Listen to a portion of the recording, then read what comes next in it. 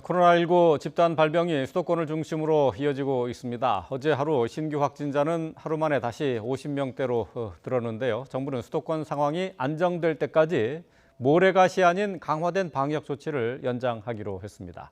취재기자 연결합니다. 김정근 기자. 네, 사회부입니다. 네, 어제 신규 확진자 다시 50명대로 늘었군요.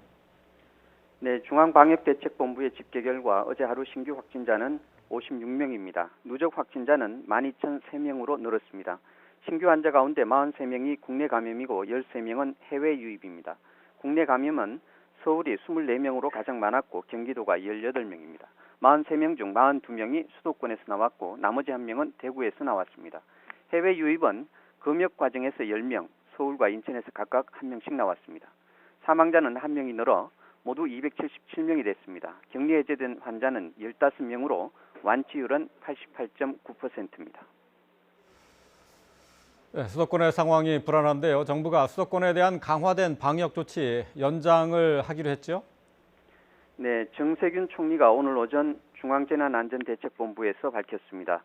우선 모레 종료 예정된 수도권의 강화된 방역 조치는 연장이 불가피한 상황이라고 말했습니다.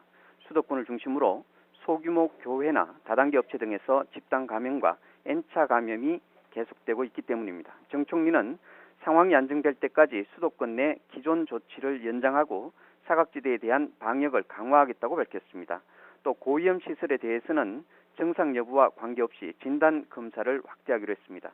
아울러 2차 대유행에 대한 대비도 서둘러 갖추겠다고 덧붙였습니다.